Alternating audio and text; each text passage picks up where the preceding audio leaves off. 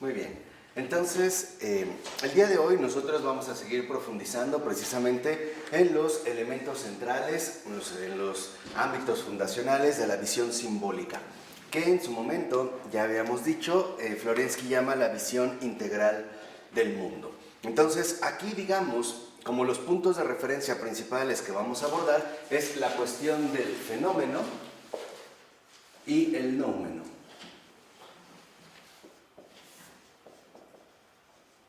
Digamos que esta terminología kantiana, como lo habíamos comentado el día de ayer, remite a concebir lo que es accesible para la razón, el fenómeno, o sea, lo que parece, en un aparecer, y el noumeno, lo que es, la esencia misma, ¿no?, de esto visible. Entonces, el fenómeno, en este sentido, constituiría todo aquello que nos resulta accesible, mientras que el noumeno tal parece remitirnos a un ámbito prácticamente inaccesible, lo que es. Pero, en el texto, en la página 52, a partir del primer párrafo, dice el libro que para Florensky, entre el fenómeno y el noumeno, es decir, entre lo que parece y lo que es, hay una distancia, pero no es de tipo kantiano. O sea, no se trata de una disociación metafísica, ¿no?, de una separación en dos ámbitos completamente diferentes, sino que más bien se trata de una diferencia ontológica que remite a capas ontológicas profundas que ascienden en diverso grado a la manifestación. Entonces, para Florensky, este aspecto del fenómeno y el noumeno, lo que parece y lo que es, no constituye de hecho una disociación metafísica, una separación, sino que más bien nos lleva a entender una diferencia ontológica. Y esta diferencia ontológica remite entonces a percibir la integridad o la realidad integral de todo lo creado. Entonces, esta diferencia ontológica no las separa. No establece una disociación entre lo que aparece o lo que parece y lo que es, sino que más bien las reúne, pero a partir de una comprensión distinta. Entonces, esta diferencia ontológica precisamente tiene que ver con los grados de la manifestación.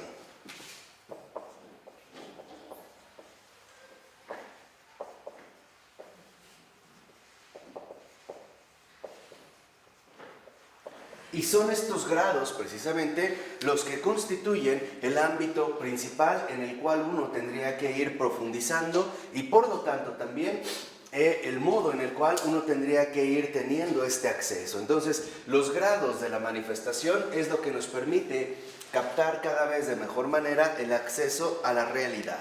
Entonces, ahí mismo dice, frente a la cosmovisión positivista, que reduce el mundo a un solo plano superficial, o sea, básicamente al plano empírico, visible, etc., Florensky insistirá siempre en todos los campos, desde el metafísico al psicológico, en que la cosmovisión integral percibe y concibe la realidad como estratificada en planos de diversa profundidad.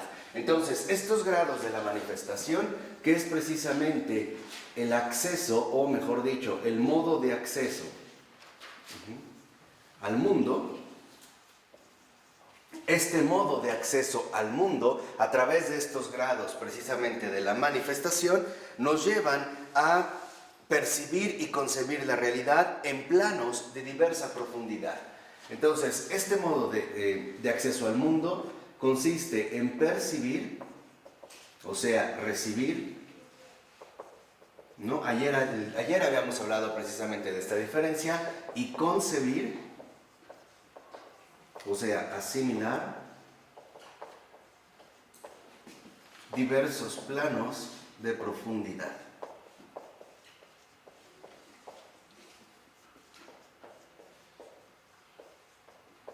Incluso podríamos añadir diversos planos de profundidad o hondura. O sea, para Florensky la realidad no está dividida.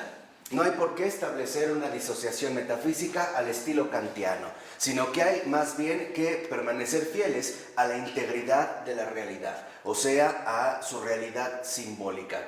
que nos lleva a entenderlo, a entender esta misma realidad, no como una disociación metafísica, sino como una diferencia ontológica, cuyos grados de manifestación, que es el modo de acceso al mundo, precisamente corresponden con diversos planos de profundidad o hondura. O sea, para Florensky, la realidad tiene, por así decirlo, espesura, ¿no? Tiene un espesor. Tiene un espesor fundamental en el cual hay que ir indagando y hay que ir percibiéndolo de manera clara.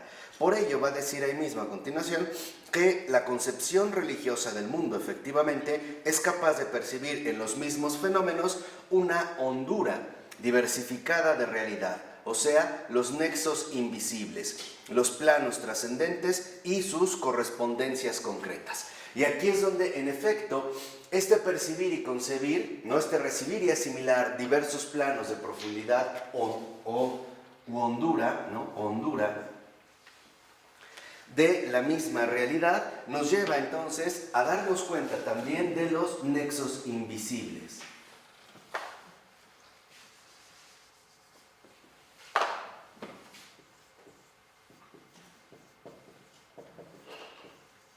Y por lo tanto, dentro de este aspecto también, sus correspondencias concretas.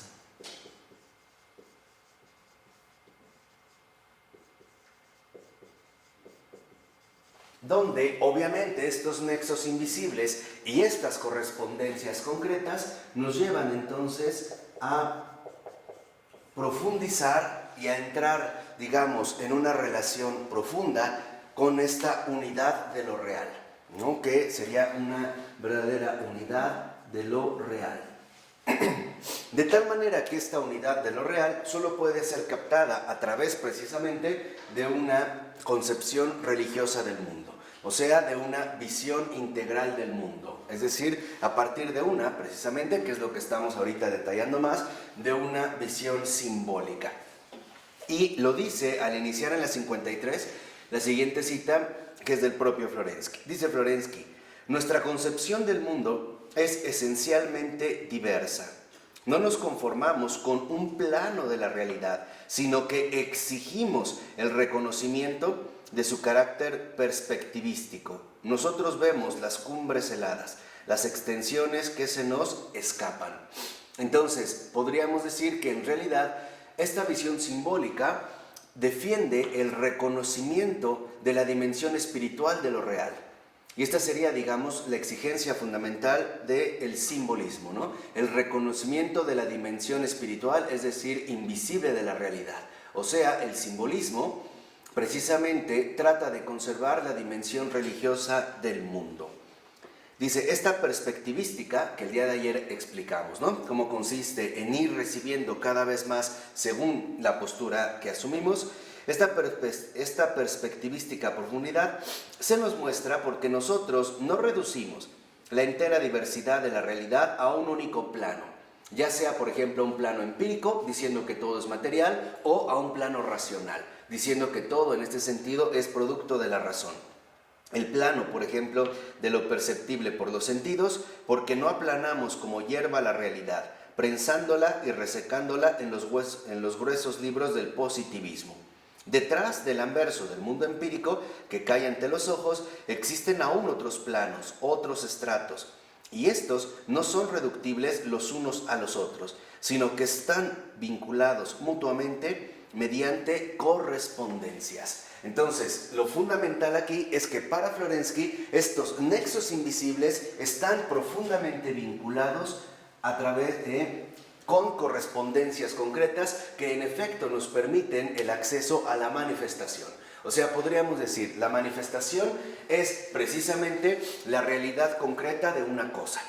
Ahora, esta realidad, esta manifestación, está profundamente vinculada no solo, digamos, con su realidad material, sino que también nos remite a su realidad misma inmaterial, o sea, a sus nexos invisibles, que sería justamente la dimensión espiritual de cada cosa real. Y dice, estas correspondencias, por lo demás, no son algo convencional que violenta la realidad. Las correspondencias han sido sembradas por el mismo acto que engendra la realidad en su forma de manifestación. Entonces, podríamos decir en este sentido que mientras estas correspondencias ya aparecen como un acto de realidad,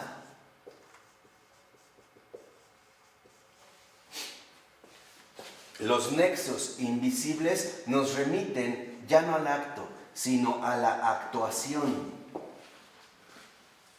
actuación que hace posible esta realidad.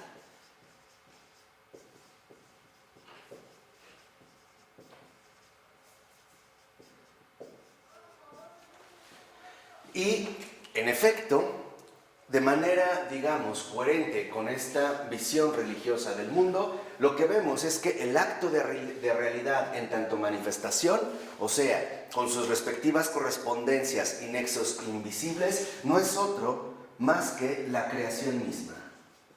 Nos remitiría precisamente a la creación. Ahí está la manifestación.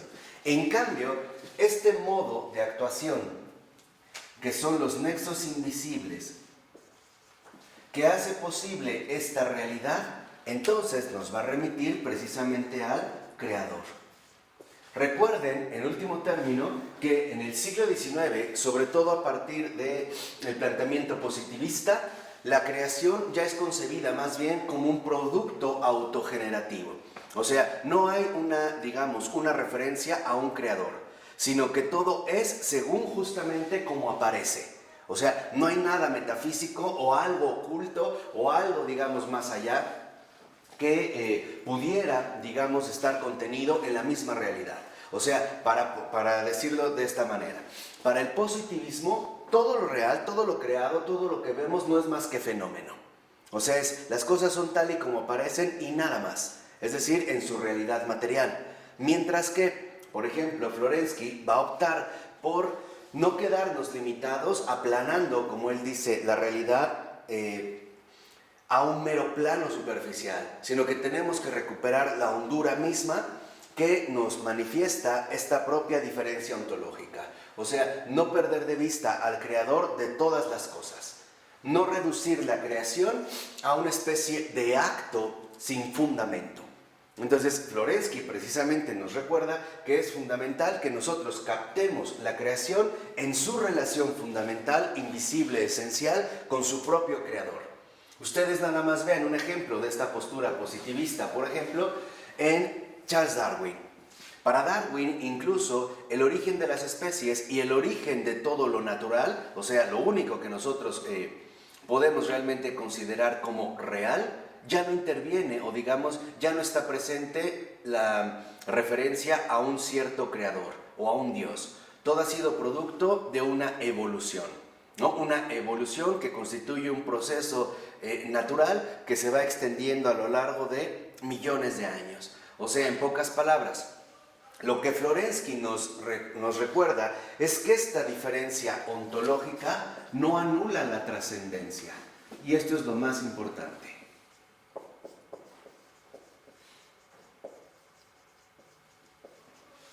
Ya sea de la manera, por ejemplo, de concebir una creación sin creador, o bien tratar de anular o extinguir o mutilar la realidad, privándola de esos nexos invisibles que en efecto constituyen su propia realidad espiritual. Por eso lo que vemos es que para Florensky el noumeno sí es una experiencia sensible o concreta, es decir, en este sentido espiritual. ¿Por qué? Porque esta experiencia sensible y concreta de la esencia es lo que para Florensky va a constituir justamente la visión sacramental de la realidad.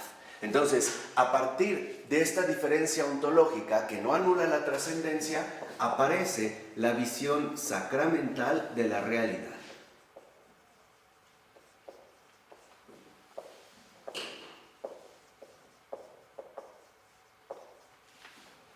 Y Florensky lo va a explicar al iniciar la otra cita de esta página. Dice Florensky, el es también puede ser sensiblemente perceptible, sin mayor dificultad que el parece para una percepción fina. O sea, esta percepción fina no es más que una percepción espiritual, ¿no? Un espíritu, digamos, abierto a estas realidades invisibles. Y dice, y aquí mismo la profundidad, si nos acercamos a este es, No veremos solamente lo que es en profundidad, desligado de su manifestación, sino también aquello que parece, en la medida en que expresa y reviste de sensibilidad a su contrario, es decir, el auténtico es. En todo caso, era esta mi convicción desde la más temprana infancia. Entonces, aquí lo que vemos finalmente es que para Florensky la esencia no es insensible, sino que la esencia está profundamente vinculada en su determinada correspondencia concreta en todo lo que aparece. O sea, en pocas palabras, para Florensky la convicción fundamental de su alma era la siguiente: el mundo es una realidad integral de lo visible y lo invisible, en una misma manifestación. O sea, para Florensky justamente lo fundamental era no desfigurar al mundo, no desfigurarlo, por ejemplo, afirmando que solo se trata de una realidad material, o bien que la verdadera esencia del mundo está en otra parte, está en este sentido en otro lado, ¿no? En otro ámbito totalmente distinto al que nosotros, en efecto, experimentamos y vivimos. Por ello, las preguntas, digamos, filosóficas que va a establecer Pavel Florensky podrían quedar establecidas de esta manera. Si nos vamos a la página 54, en la cita segunda que aparece, donde comienza hablando de filosóficamente, más o menos en el quinto renglón, dice Florensky: ¿cómo se relaciona lo general con lo particular? O sea, lo espiritual con lo sensible. ¿Cómo se relaciona, no? Gracias a qué puede el fenómeno adquirir un significado infinitamente mayor que sí mismo, abriendo perspectivas hacia otras series de fenómenos, reduciéndolas a un tipo y conduciendo de este modo a la razón desde el fenómeno concreto al fenómeno original. Y gracias a qué puede lo sensible convertirse en el esquema de lo suprasensible. Por eso va a decir en este sentido Florensky: el problema de este esquematismo constituía mi problema, incluso cuando no había oído aún el nombre de Kant. Entonces, aquí es llamativo que Florensky establezca esta problemática aun cuando todavía no tenía conocimiento del esquematismo kantiano, ¿no? De la disociación entre fenómeno y noumeno, entre lo que parece y nosotros podemos captar y aquello que está más allá de nuestras propias posibilidades de percepción. Entonces, es fundamental que en esta visión sacramental de la realidad es, digamos, en donde Florensky va a aplicar precisamente su potencialidad filosófica. ¿Por qué? Porque esta visión sacramental de la realidad significa captar ese más grande que sí mismo.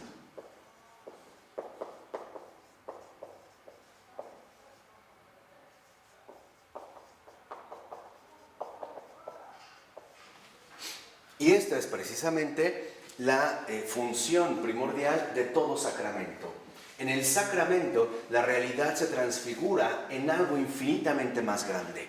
Pero es importante tratar de indagar, como lo va a hacer Florensky, en la manera en que esto se lleva a cabo. O, como lo mencionaba Florensky, tratar de establecer de qué manera se relaciona lo general con lo particular, o bien lo espiritual con lo sensible.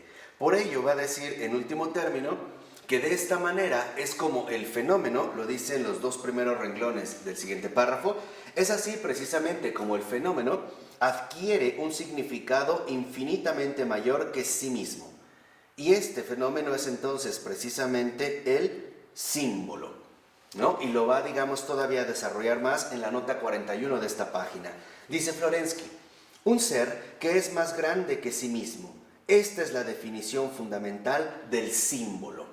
Entonces, este captar ese más grande que sí mismo significa entonces captar que el fenómeno es en realidad símbolo. ¿Qué es el símbolo? Un ser más grande que sí mismo.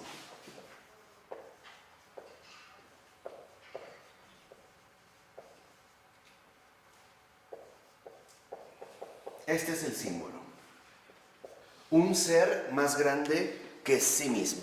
Por eso dice a continuación Florensky: el símbolo es algo que manifiesta en sí otra cosa que no es el mismo, que es más grande que él, pero que se revela a sí misma esencialmente por medio de él. Entonces, aquí estaría precisamente ya la definición más clara de Florensky con respecto al símbolo. Un ser que es más grande que sí mismo. Por ejemplo, un ser humano, o sea, es decir, cualquiera de nosotros, es un símbolo. ¿Por qué es un símbolo? Porque nosotros somos algo más grande que nosotros mismos. ¿Qué? Imagen y semejanza de Dios. Entonces, ahí, por ejemplo, vemos nuestra auténtica y profunda realidad simbólica. Y a este carácter simbólico de la realidad, a este sello simbólico de todo lo creado, Florensky le da el nombre de luminiscencia. ¿Qué sería en ese sentido la luminiscencia? El misterio de los fenómenos. Entonces, el símbolo, este ser más grande que sí mismo, posee luminiscencia.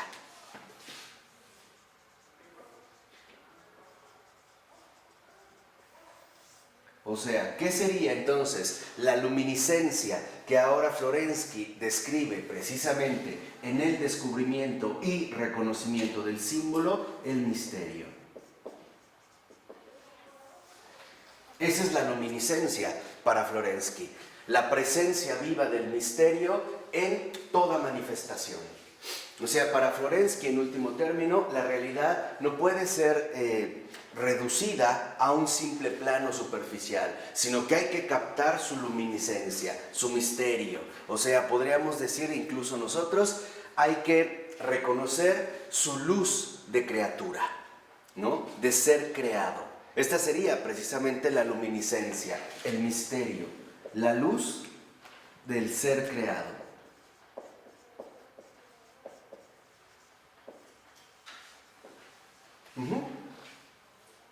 ¿Queda claro? ¿Sí? Por ello, si lo vemos, en efecto, al iniciar la primera cita de la página 55, dice Florensky, efectivamente, si tengo que hablar de mi intuición primaria, esta era y sigue siendo esa misteriosa luminiscencia de la realidad provocada por la luz de otros mundos. El transparentarse de otros mundos a través de la realidad. Una transparencia que se puede tocar, ver, oler, gustar de un modo tan claro y que sin embargo siempre escapa a un análisis definitivo, a una fijación concluida, a un definitivo detente, instante, ¿no? O sea, lo que vemos es que entonces esta luminiscencia, que no es otra más que la realidad misma del misterio, en tanto luz del ser creado, no puede ser agotado, porque por ello precisamente es que es misterio. No es un dato que nosotros pudiéramos agotar a través de un determinado análisis. No es un dato. El misterio precisamente es misterio no porque nos resulte inaccesible, como a veces lo suponemos. No es misterio, quiere decir no te metas con eso. No, significa es misterio en el sentido concreto de que resulta algo inabarcable. No se puede finalmente agotar, ¿no? No se puede agotar mediante alguna definición o alguna descripción que pretenda agotar toda esta riqueza. ¿Y por qué es misterio? Porque en realidad, además, ¿de dónde proviene esta fuerza de inagotabilidad? Lo dice él mismo a continuación Florensky. Se escapa porque es viviente, alimenta a la razón y la mantiene despierta, pero nunca es agotada por las construcciones de la razón. Entonces, aquí también Florensky nos da una advertencia fundamental. El misterio es tal en realidad porque se trata de algo viviente. Es precisamente la manifestación misma de la vida. Esta manifestación misma de la vida es justo de alguna manera el fenómeno primordial que Michel Henry va a tratar de describir y asumir a lo largo de toda su obra filosófica, ¿no? Basta con revisar, por ejemplo, el libro de Michel Henry. Se me fue ahorita. Tengo el color, es amarillo. Yo soy la verdad, ¿no? En este libro de fenomenología, Michel Henry precisamente asume, en efecto, la prioridad fundamental de la vida como la fuente misma de cualquier manifestación. Y esta fuente misma de cualquier manifestación no es, por así decirlo, una realidad neutra, sino que corresponde con la manifestación misma de la vida, ¿no? La vida se manifiesta a sí misma a través precisamente de su carácter viviente, sintiente, ¿no? O sea, podríamos decir carnal, en la carne viva, en la concreción misma de la realidad. Entonces, este misterio, esta luminiscencia, proviene de que el fenómeno es algo viviente y no es algo enteramente abstracto. O sea, la luminiscencia proviene de su carácter de viviente. En pocas palabras, podríamos decir que todo fenómeno es manifestación de la vida misma y por ello resulta inagotable, porque nosotros no podríamos de ninguna manera agotar, por ejemplo, la vida, ¿no?, a través de un concepto o una definición, o a través de una descripción. Hay que captar que en último término la creación es un misterio que se revela precisamente en su luminiscencia, en tanto luz de haber sido algo creado, y que esta creación misma conserva su carácter de viviente, o sea, su verdadero carácter espiritual. Por eso dice a continuación ahí mismo Florensky: y yo amaba esta transparencia precisamente por ser algo viviente, y me agradaba cuando jugaba ante mis ojos, y borbotaba en el corazón una frenética alegría cuando llegaba de algún modo a abrazarla, descubriéndola en su revestirse de nuevos símbolos. Entonces, aquí justamente lo que vemos es que para Florensky es fundamental desarrollar una profunda conciencia religiosa. ¿Por qué? Porque sin esta profunda conciencia religiosa, en efecto, no se puede captar ni experimentar, y por lo tanto no se puede gozar de la profundidad misteriosa de la vida, ¿no?, que sería ahorita precisamente el otro aspecto que nosotros vamos a tratar de desarrollar. Lo dice en la página 56 al iniciar la siguiente cita. Dice Florensky: quisiera que esta percepción del mundo mía, que es fundamental, os fuese comprensible, hijos míos. Toda la cuestión estribaba para mí en conocer el mundo en su misma vida, en sus correlaciones y dinamismos realmente existentes. Pero el hecho de que en el mundo existiese lo desconocido era, tal como yo lo percibía, no un estado casual de mi razón, que aún resultaba insuficiente para penetrar en ello, sino una propiedad esencial del mismo mundo. O sea, lo desconocido es la vida del mundo. Y esto precisamente no es debido a una incapacidad de nuestra propia razón.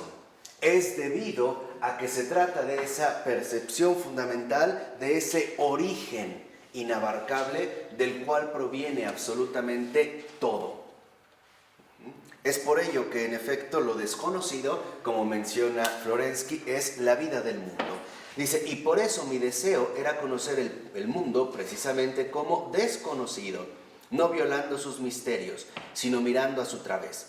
El símbolo era la penetración en la visión del misterio, porque el misterio del mundo no es ocultado por los símbolos, sino que precisamente es revelado en su auténtico ser, es decir, como misterio. Entonces, lo fundamental para Florensky es de ninguna manera atentar contra el misterio del mundo, o sea, la profundidad misteriosa de la vida. Aquello que en efecto palpita y sostiene cualquier manifestación del mundo, es decir, cualquier fenómeno. Y por lo tanto, desarrollar cada vez más y madurar cada vez más y más en una profunda elevación espiritual y en una potencialidad intelectual que nos permita justamente este acceso. En pocas palabras, Florensky nos insiste una y otra vez, a pesar, digamos, ¿no?, de el lenguaje filosófico o la terminología filosófica que emplea, en volver de nuevo a la experiencia infantil del misterio. Este es, digamos, el propósito fundamental del padre Pavel Florensky al respecto. Retornar de nuevo, recuperar de nuevo la experiencia infantil del misterio. Esta experiencia infantil del misterio, donde la manifestación de la vida se presenta con una radiante manifestación. O sea, el niño finalmente convive de manera aproblemática, o sea, sin dificultades, con lo desconocido. O sea, en último término, con la profundidad misteriosa de la vida. ¿De acuerdo?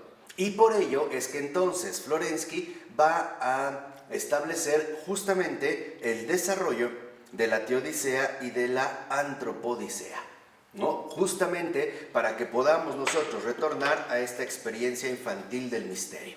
¿De acuerdo? Bueno, entonces, continuando en la página 57, para comprender, digamos, este desarrollo fundamental que es la recuperación de la experiencia infantil del misterio, precisamente, ¿no?, a través de la luminiscencia, Florensky, por ejemplo, ve su propia vida dividida en 3 etapas, ¿no? Y estas 3 etapas, por ejemplo, el propio Florensky las va a denominar empleando términos griegos. Si nos vamos a la 57, más o menos en 4 renglones antes de que acabe el renglón, el párrafo es donde comienza lo que les he dicho, y los términos son, ¿no?, catarsis, mathesis y praxis. Entonces, estos son, digamos, como los términos que utiliza Florensky para denominar tanto en su labor intelectual y vital las 3 etapas de su propia vida. Si nos vamos a la página 46, en la cita 46, no, es la praxis, mathesis y la primera es catarsis, ¿no? Catarsis, mathesis y praxis. Entonces, a partir del 5.º renglón, dice Florensky, escribir es posible sobre aquello que ha sido experimentado y vivido, y yo tan solo me estoy acercando, y si llegaré a la meta, esta es precisamente la cuestión, o sea, a la praxis, ¿no? Lo veremos mucho más adelante que la praxis es ya la llegada al testimonio. Dice, mis trabajos científicos, la mayor parte de los cuales no están publicados o incluso no son más que unos simples esbozos, o sea, mis cuadernos, etc., los trabajos matemáticos extensos y las anotaciones matemáticas, todo esto representa, como yo siempre lo denomino con plena conciencia, la catarsis, o sea, la purificación de mi espíritu de la orientación contemporánea. Entonces, si lo ven en este sentido, por ejemplo, el perfil de Pavel Florensky asume estas 3 etapas. Primero, todo lo que tiene que ver con sus trabajos científicos, sobre todo con sus trabajos matemáticos, constituyen su periodo de catarsis, o sea, de purificación.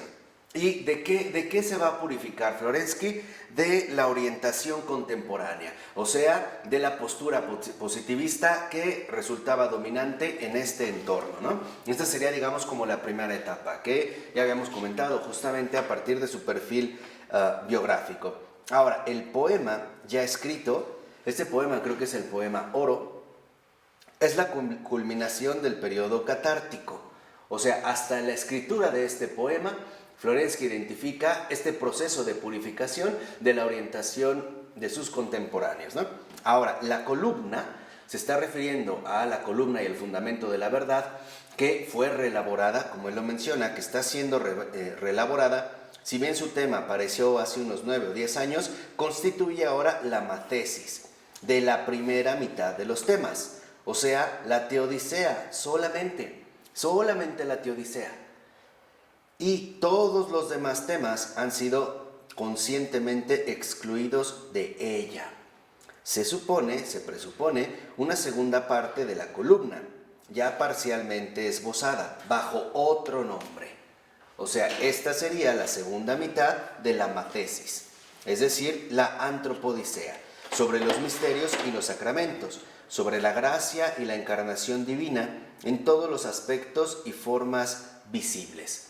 Entonces, si lo ven, la catarsis para Florensky representa esta purificación necesaria de la orientación del tiempo, o sea, del espíritu del tiempo, ¿no? O podríamos decir de la fuerza del contexto histórico que domina en el mundo, ¿no? Esta sería la catarsis.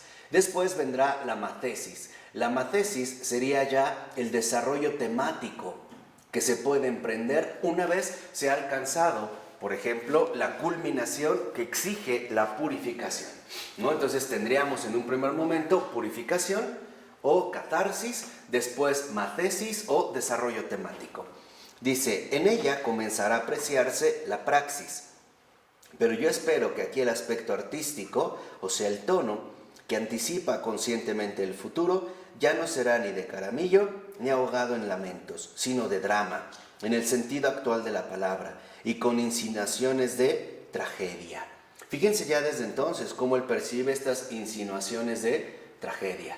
Y en efecto, al menos a primera vista, su vida acaba en una verdadera tragedia, ¿no? En un silencio, vamos a decirlo así, inabordable, ¿no? Impenetrable. Dice, me parece intuir en la praxis ulterior también un tono de tragedia misterio, pero solo lo intuyo, y yo todavía no puedo ni imaginarme cómo será esto, y ni siquiera si será de algún modo. O sea, aquí Florensky empieza a darse cuenta de que esta praxis que él está precisamente llevando a cabo únicamente podrá acabar en una tragedia. Pero no es una tragedia al estilo griego, ¿no? Es una tragedia misterio. O sea, es una tragedia que involucra también una comprensión simbólica de este gesto. O sea, la presencia de Dios en este acto, en este acto concreto. Dice, por eso va a insistir mucho Florensky en lo siguiente. Es necesario crecer mucho, mucho, para superar la mathesis.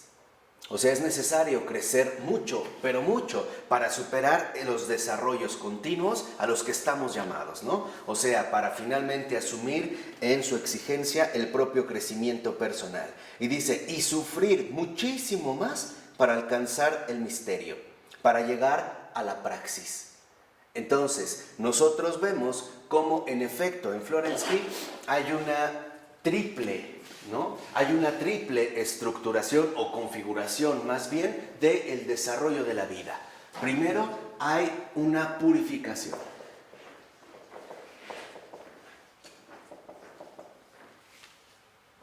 Esta purificación sería precisamente el modo en el cual nos vamos a poder desvincular de las fuerzas que dominan al mundo actual, ¿no? Después de esta purificación, que involucrará ciertamente rupturas, vendrá ahora un crecimiento o maduración.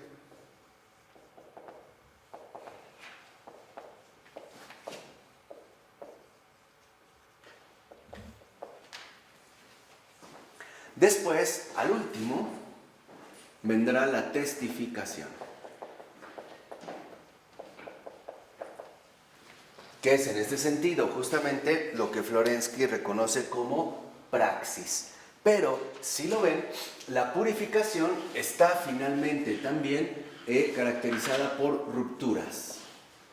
Y son rupturas dolorosas. No es difícil superar dolorosas. No es difícil superar los apegos propios, ¿no? Los modos habituales en los cuales ya nosotros estamos integrados, tanto como formas de pensamiento y modos de existencia. Y el crecimiento o maduración también involucrará superaciones complicadas. Y por último, la testificación, que sería ya el acceso al misterio,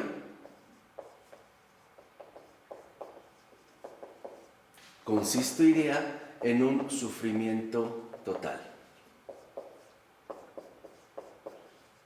Ahora, este sufrimiento total no sería más que la anulación del sí mismo.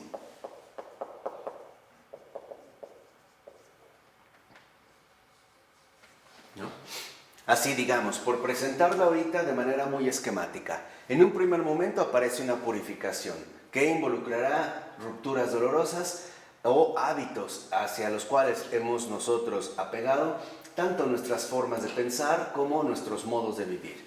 Y una vez culminada esta purificación, vendrá un crecimiento, maduración, o sea, superaciones complicadas que implicarán también bastante exigencia. Y por último, el acceso a la praxis, es decir, a la testificación, en tanto acceso al misterio, involucrará entonces un sufrimiento total, o sea, la anulación de sí mismo.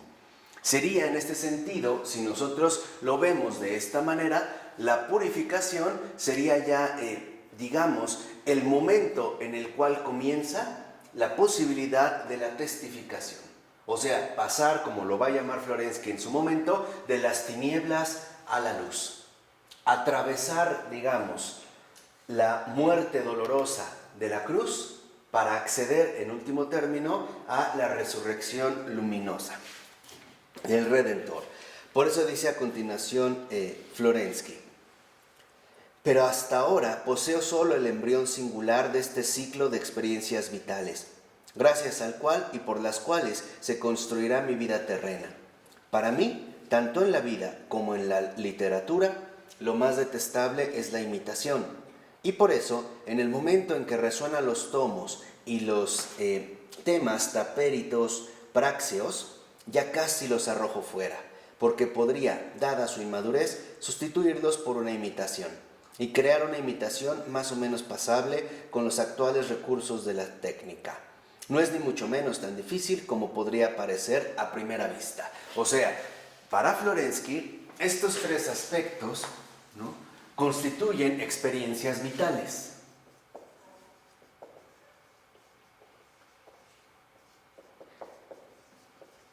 Y estas experiencias vitales deben de ser resguardadas cuidadosamente para no incurrir en un cierto patrón de imitación que nos llevaría en último término a evadir lo que cada una conlleva. O sea, el suponer que en efecto yo puedo seguir moldes ajenos que no me comprometen personalmente. O sea, estas experiencias vitales en efecto conllevan un auténtico compromiso. Y es un compromiso personal. O sea, realmente hay que experimentar dichas experiencias vitales. Hay que asumirlas como la realidad misma en la cual nosotros estamos finalmente involucrados y más aún llamados, ¿no?, a participar. No suponer que basta con quedarse en una mera comprensión intelectual de lo que se trata. En pocas palabras, habría que vivirlo en último término en carne propia. Por eso ahora lo que vemos es que en el caso, digamos, de Florensky, uno de los aspectos fundamentales es que busquemos penetrar más que de modo intelectual. O sea, que esta penetración sea vivificación, sea experiencia vital y no solo teórica. Y esto es, digamos, algo muy importante. Podríamos decir en este sentido que la purificación es preparación. El crecimiento o maduración, ¿no?, la matesis, que involucra superaciones complicadas, respondería a la dimensión teórica de la vida. Y por último, la testificación o anulación de sí mismo apelaría a la dimensión práctica. Entonces, si lo vemos, Florensky está también llevando a cabo y enseñándonos cómo seguirlo, todo un programa de vida. O sea, un programa de vida que comienza por una purificación, ¿no?, por una auténtica preparación y que nos lleva a modificar sustancialmente nuestro pensar en la teórica, que es lo que compromete en último término. Acuérdense que hablamos de un compromiso, y en la práctica, que ahora precisamente emerge como o que compromete nuestros modos de vida, a través precisamente de esta raíz espiritual que ha logrado emerger no sin sufrimiento y no sin dolor. Dice en la 58, a partir del quinto renglón, más o menos, que los temas de la antropodicea, ¿no?, estos que había mencionado Florensky, o sea, la encarnación divina, la elaboración de la doctrina de los sacramentos, han sido separados del desarrollo de la teodicea, y esto no solo metodológicamente, sino por una razón más profunda, porque requieren un mayor crecimiento personal, o sea, una profundización en la experiencia religiosa.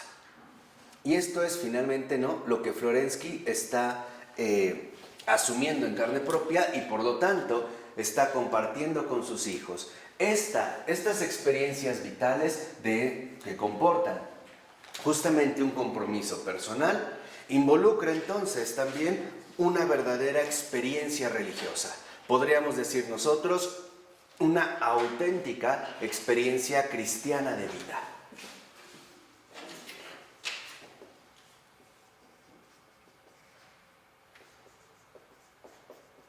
Una experiencia cristiana de vida auténtica. Tanto, ¿no?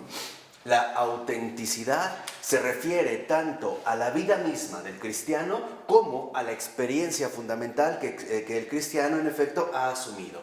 ¿Y por qué? Porque también parece que hoy es bastante frecuente o común detectar que hay personas o habemos personas que llevamos una vida auténtica cristiana, pero no tenemos la experiencia auténtica.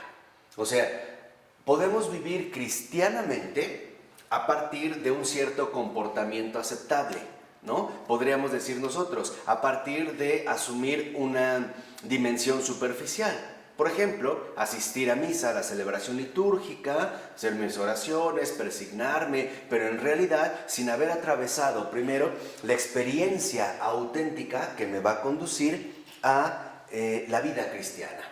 O sea, hoy también quizá es bastante plausible que podamos encontrar cristianos sin conversión, sin la experiencia infantil del misterio. Y cuando hay un cristiano sin conversión, o sea, sin experiencia religiosa profunda, entonces algo anda mal. Porque no veremos el proceso fundamental de la práctica, o no llegaremos a detectar el proceso fundamental de la práctica. O por decirlo de otra manera, viven algo que en realidad no experimentan. No sé si me explico. Viven algo, pero que en realidad no lo experimentan. Por ello, yo creo que San Ignacio de Antioquía había detectado, ¿no?, que es de los primeros padres apostólicos, extraordinario, había detectado en qué consistía la cuestión fundamental del cristiano. Y la resumió de la siguiente manera al decir: más vale ser y no hablar que hablar y no ser.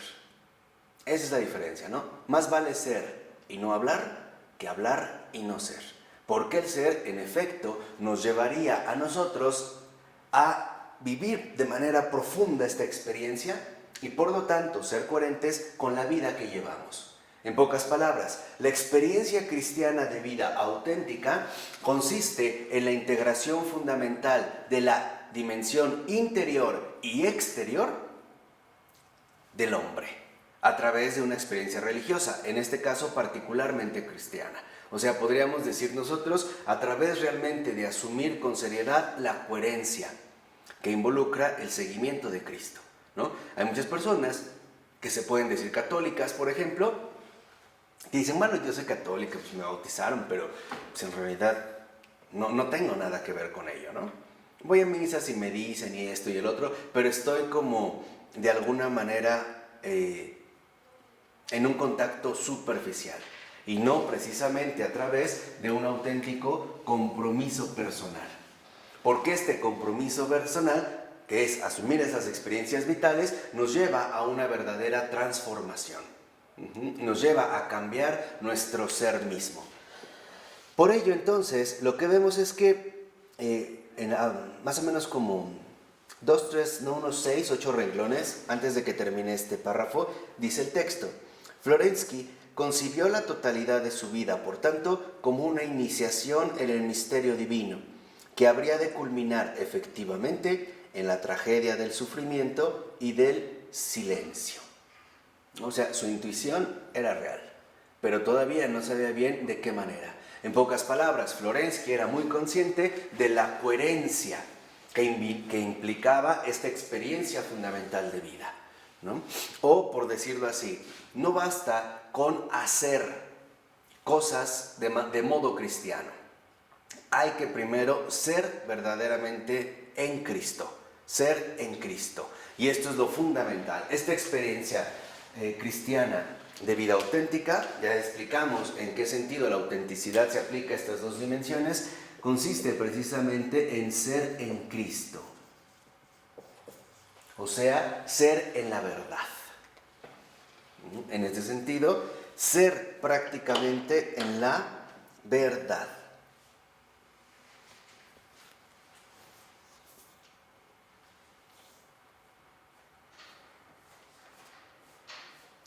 Ahora, esta segunda parte que Florensky había mencionado, donde iba a desarrollar la antropología, la antropodicea, ¿no?, anunciando los temas que tendrían que ser elaborados, en realidad nunca la pudo realizar como tal. La que sí acabó bien fue la Teodicea, es la columna del fundamento de la verdad, pero se pueden detectar, digamos, algunas obras en las que ya Florensky iba preparando la antropodicea. Por ejemplo, en la página 59, al iniciar el último párrafo, dice el texto: podemos considerar de un modo general varios grupos de trabajos en la antropodicea. Destaca en primer lugar una fase propiamente litúrgica, constituida por las lecciones sobre la filosofía del culto, ¿no? Aquí es uno de los grupos fundamentales donde se puede detectar esta antropodicea, en la filosofía del culto, que son el desarrollo en clave antropológica y sacramental de los temas teológicos de la columna, encaminados a mostrar la experiencia del culto como matriz de la cultura humana, ¿no?, que es lo que habíamos mencionado, como la verdadera matriz de la cultura humana corresponde precisamente con la experiencia del culto. Ahora, veamos, por ejemplo, en este sentido, lo que dice Florensky al iniciar la cita y en el segundo renglón. Dice: al culto eclesial y a su fundamento y centro, la divina Eucaristía, se remonta todo lo que es sagrado en la vida, el pensamiento y la actividad del cristiano. O sea, esto nos indicaría que entonces para Florensky, ya en la antropodicea, no solo se trata de ir a comulgar o de recibir la Eucaristía, sino de ser eucarísticos, de traspasar, vamos a decirlo así, las distancias que se suelen interponer entre la persona y Cristo. En otras palabras, acceder verdaderamente a la unidad, superando los obstáculos que de alguna u otra manera pretenden precisamente impedirla.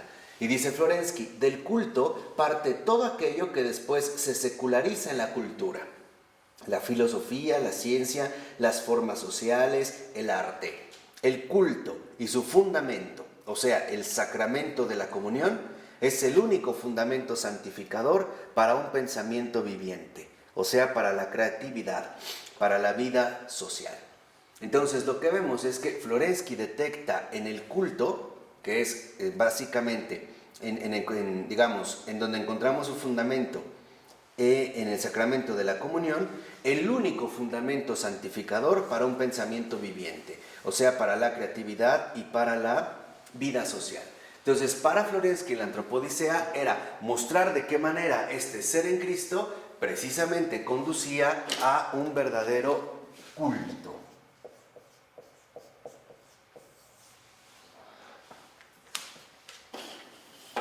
Y este verdadero culto, este ser en Cristo, no es otro más que la vida sacramental.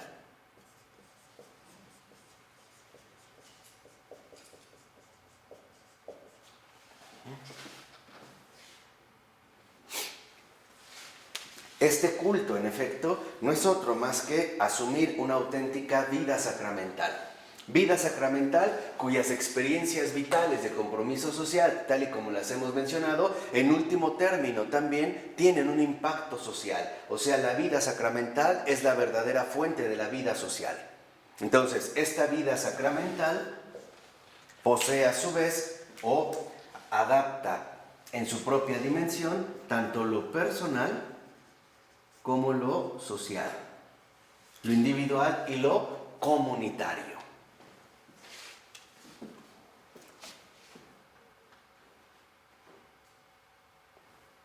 Dicho de otra manera, la antropodicea que Florensky no pudo establecer de manera, digamos, o al modo en el que escribió la columna y el fundamento de la verdad, apuntan ante todo a una ontología de la comunión.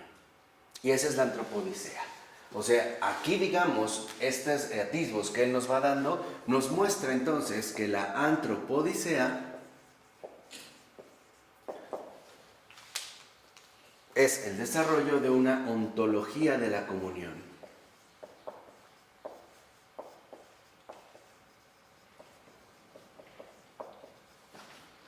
Y eso es justo la ontología de la comunión, lo que nos transmite la vida sacramental, es decir, el culto. A través del culto es que se accede a esta vida sacramental, cuyo resultado es una ontología de la comunión, de esta comunión que va más allá incluso a veces de nuestras propias limitaciones o también, vamos a decirlo así, preferencias. Por ello vemos, por ejemplo, en la 61, que también de las lecciones de filosofía en la Academia Teológica de Moscú, Florensky recogió un amplio material para la elaboración de una obra filosófica de gran alcance, íntimamente ligada a las preocupaciones de la filosofía del culto. La obra en las vertientes del pensamiento, rasgos de una metafísica concreta, donde nuestro autor amplía y desarrolla su cosmovisión global aplicándola al estudio de los más diversos ámbitos de la cultura humana, forjada en el culto como el arte, el lenguaje, el linaje y el vínculo generacional, el significado del nombre personal, la economía y la técnica. Entonces vean también en la Antropodicea todos aquellos temas que resultan fundamentales para esta ontología de la comunión. Entonces, lo que podemos ver es que en efecto, tanto con la Teodicea como con la Antropodicea, lo que realmente está buscando Florensky es revitalizar los fundamentos de la visión religiosa del mundo. Eso es lo que busca Florensky, revitalizar los fundamentos de la visión religiosa del mundo. Y por lo tanto, ser, digamos, un auténtico promotor de una ontología de la comunión basada principalmente en la vida sacramental, es decir, en el culto, y por lo tanto en la experiencia cristiana de vida auténtica, es decir, en un verdadero compromiso con la verdad que transfigura todo lo creado, y reconociendo que para acceder a esta ontología de la comunión necesitamos preparación, teoría, ¿no? un crecimiento teórico y también un testimonio práctico. Y para Florensky algo es claro, este camino no es sencillo. Este camino, en efecto, está atravesado, por así decirlo, del sufrimiento, como él mismo lo va a asumir y como él mismo lo va a testimoniar. ¿De acuerdo? Vamos a dejar hasta aquí en esta ocasión para después poder ya ir en más detalle sobre los fundamentos que busca relativizar nuestro Santo Padre Pablo Florensky de la visión religiosa del mundo. ¿De acuerdo? Ok. En nombre del Padre, del Hijo y del Espíritu Santo. Amén.